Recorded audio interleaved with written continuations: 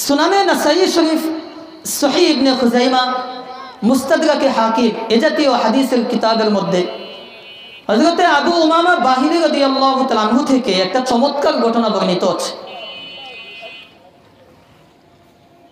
হযরতে আবু উমামা বাহিলি রাদিয়াল্লাহু তাআলা আনহু তিনি একবার নবীজি সাল্লাল্লাহু আলাইহি ওয়াসাল্লামকে বললেন, ইয়া রাসূলুল্লাহ সাল্লাল্লাহু আলাইহি ওয়াসাল্লাম, উদউল্লাহ লি বিশ-শাহাদা, হে আল্লাহর নবী, আপনি আমার জন্য শাহাদাতের দোয়া করুন।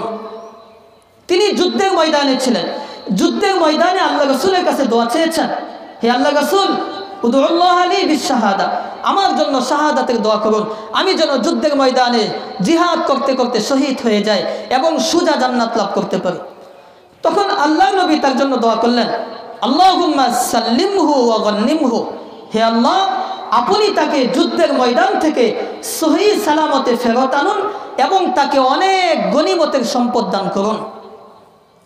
তো হযরত আবু উমামা বলেন, আল্লাহ রাসূল যখন আমার জন্য দোয়া করলেন তখন আমি সত্যি সত্যি ওয়াজাআনা সালিমিন গনিমিন, আমি যুদ্ধের ময়দান থেকে সহি সালামতে অনেক গনিমতের মাল নিয়ে ফেরত আসলাম।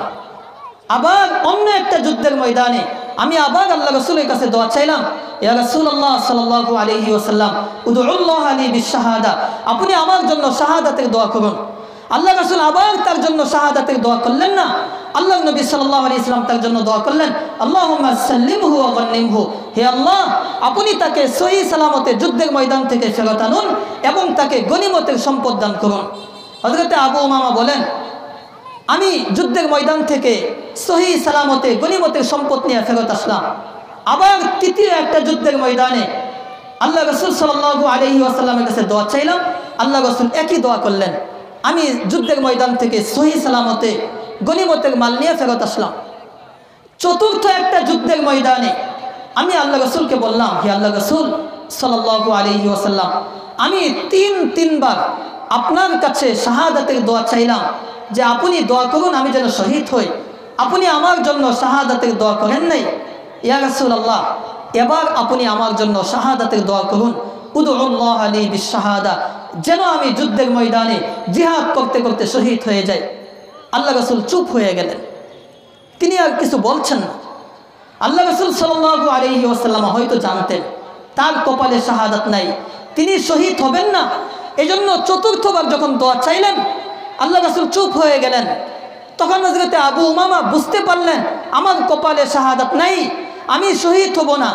তখন তিনি বিকল্প রাস্তা অবলম্বন করলেন, তিনি বললেন, মুরনি বি আমাল ইউদখিলুনি আল জান্নাহ, হে আল্লাহ রাসূল, আমাকে এমন একটা আমল বলে দিন যে আমল আমাকে জান্নাতে নিয়ে যাবে, যে আমলের মাধ্যমে আমি সোজা আল্লাহর জান্নাত লাভ করতে পারবো।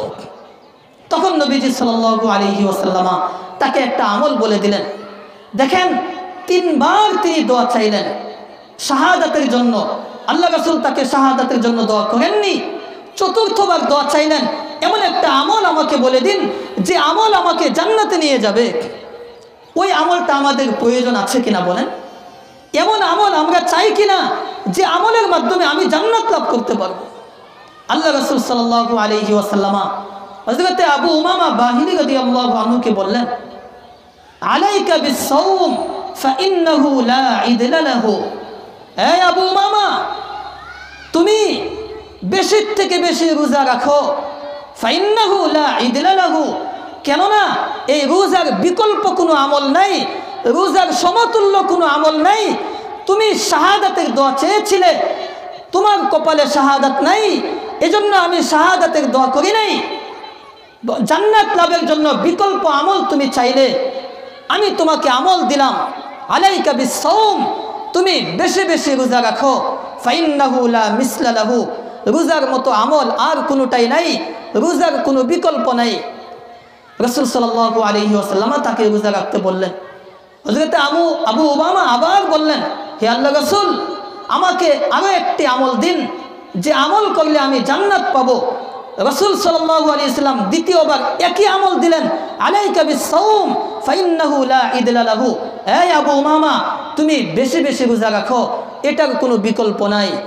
তৃতীয়বার আবার বললেন, ইয়া রাসূলুল্লাহ মুগনি বি আমাল ইউদখিলুনি আল জান্নাহ, আমাকে এমন একটা আমল বলে দিন যে আমল আমাকে জান্নাতে নিয়ে যাবে।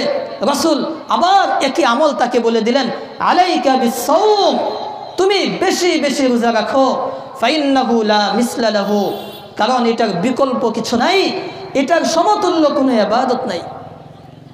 তাহলে জান্নাতে যাওয়ার জন্য সহজ একটা আমল আল্লাহ রাসূল তাকে বলে দিয়েছেন, যে আমলের কোনো বিকল্প নেই। রাসূলুল্লাহ সাল্লাল্লাহু আলাইহি ওয়াসাল্লাম বেশি থেকে বেশি নফল রোজা রাখতে বলেছেন।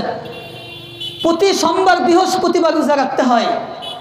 মাসে 3 দিন, চাঁদের 13, 14, 15 রাসূলুল্লাহ সাল্লাল্লাহু আলাইহি ওয়াসাল্লাম রোজা রাখতে বলেছেন। এরকম অনেক রোজা আছে।